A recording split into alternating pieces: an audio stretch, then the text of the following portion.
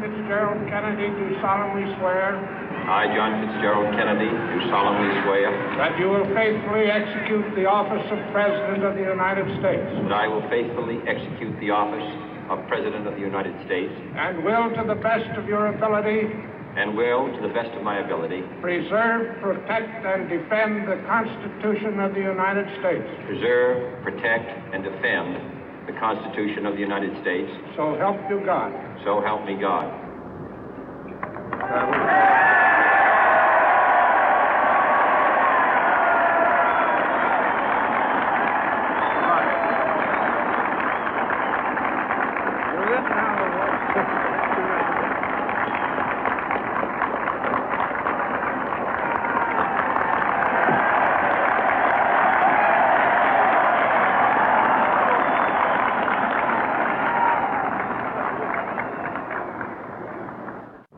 Vice President Johnson, Mr. Speaker, Mr. Chief Justice, President Eisenhower, Vice President Nixon, President Truman, Reverend clergy, fellow citizens.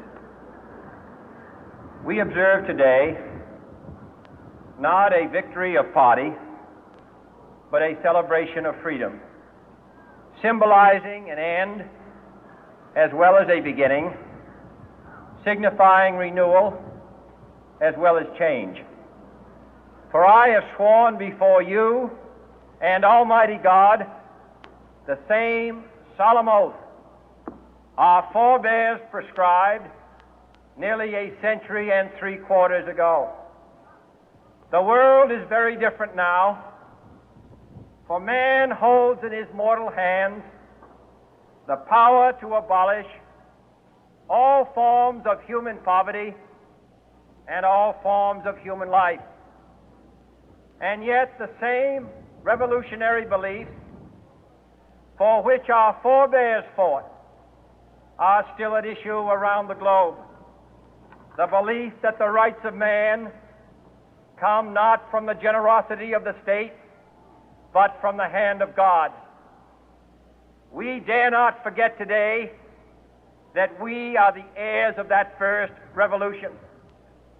Let the word go forth from this time and place to friend and foe alike that the torch has been passed to a new generation of Americans born in this century, tempered by war, disciplined by a hard and bitter peace, proud of our ancient heritage, and unwilling to witness or permit the slow undoing of those human rights to which this nation has always been committed and to which we are committed today at home and around the world.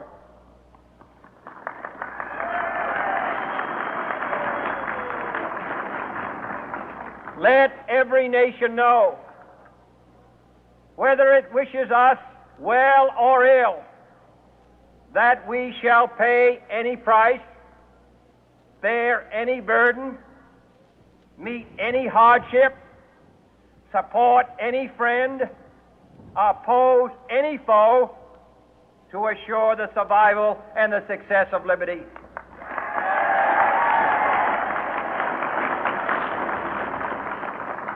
This much we pledge and more. To those old allies whose cultural and spiritual origins we share, we pledge the loyalty of faithful friends. United, there is little we cannot do in a host of cooperative ventures. Divided, there is little we can do, for we dare not meet a powerful challenge at odds and split asunder. To those new states whom we welcome to the ranks of the free, we pledge our word that one form of colonial control shall not have passed away merely to be replaced by a far more iron tyranny. We shall not always expect to find them supporting our view, but we shall always hope to find them strongly supporting their own freedom, and to remember that in the past, those who foolishly sought power by riding the back of the tiger ended up inside.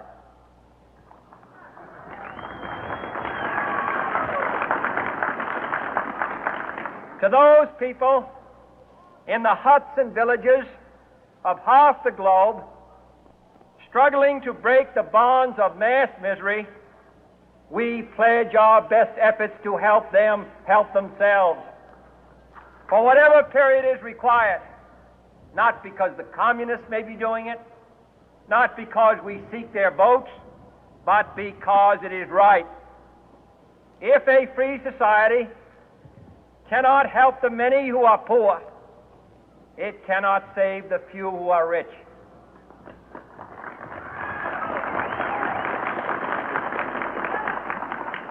To our sister republics south of our border, we offer a special pledge to convert our good words into good deeds, in a new alliance for progress, to assist free men and free governments in casting off the chains of poverty.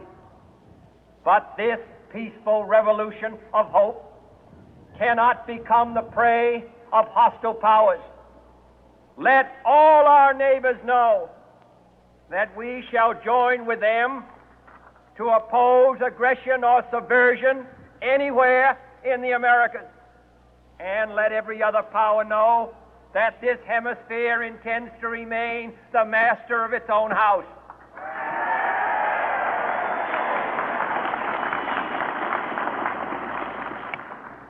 To that World Assembly of Sovereign States, the United Nations, our last best hope, in an age where the instruments of war have far outpaced the instruments of peace, we renew our pledge of support to prevent it from becoming merely a forum for invective, to strengthen its shield of the new and the weak, and to enlarge the area in which its writ may run. Finally, to those nations who would make themselves our adversary, we offer not a pledge, but a request that both sides begin anew the quest for peace. Before the dark powers of destruction, unleashed by science, engulf all humanity in planned or accidental self-destruction, we dare not tempt them with weakness, for only when our arms are sufficient beyond doubt can we be certain beyond doubt that they will never be employed. But neither can two great and powerful groups of nations take comfort from our present course, both sides overburdened by the cost of modern weapons, both rightly alarmed by the steady spread of the deadly atom, yet both racing to alter that uncertain balance of terror that stays the hand of mankind's final war.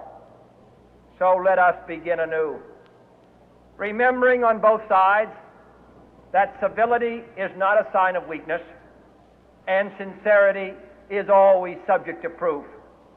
Let us never negotiate out of fear, but let us never fear to negotiate.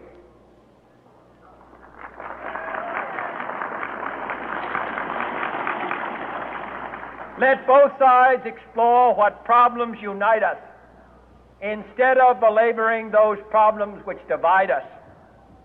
Let both sides, for the first time, formulate serious and precise proposals for the inspection and control of arms, and bring the absolute power to destroy other nations under the absolute control of all nations.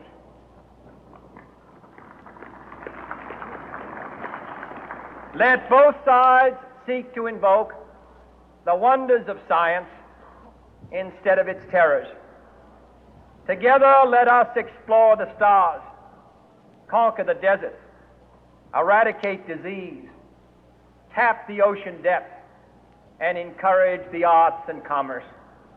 Let both sides unite to heed in all corners of the earth the command of Isaiah to undo the heavy burden and let the oppressed go free.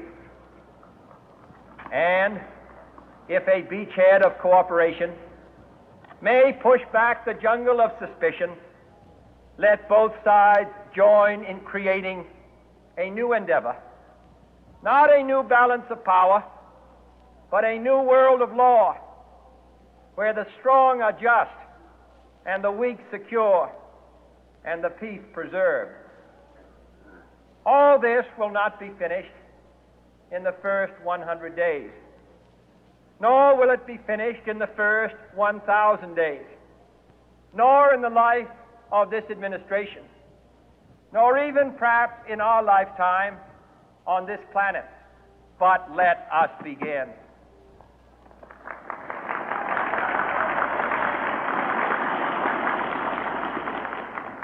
In your hands, my fellow citizens, more than mine, will rest the final success or failure of our course.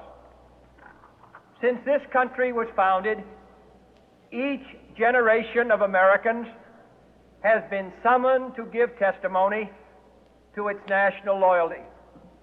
The graves of young Americans who answered the call to service surround the globe.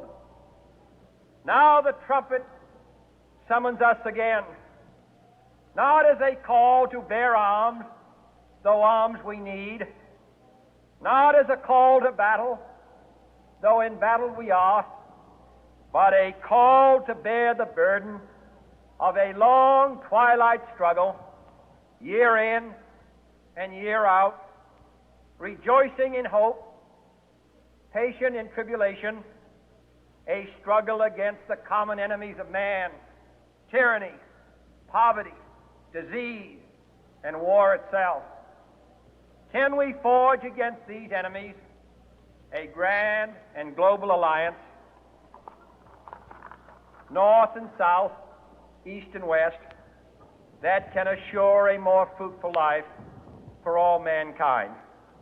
Will you join in that historic effort?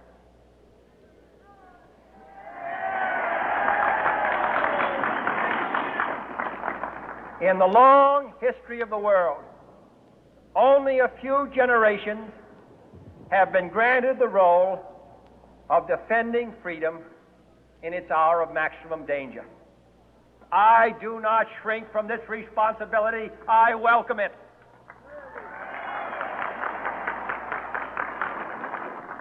I do not believe that any of us would exchange places with any other people or any other generation. The energy, the faith, the devotion which we bring to this endeavor will light our country and all who serve it. And the glow from that fire can truly light the world. And so, my fellow Americans, ask not what your country can do for you.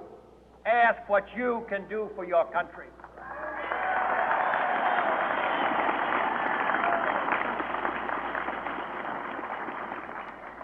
My fellow citizens of the world, ask not what America will do for you, but what together we can do for the freedom of man.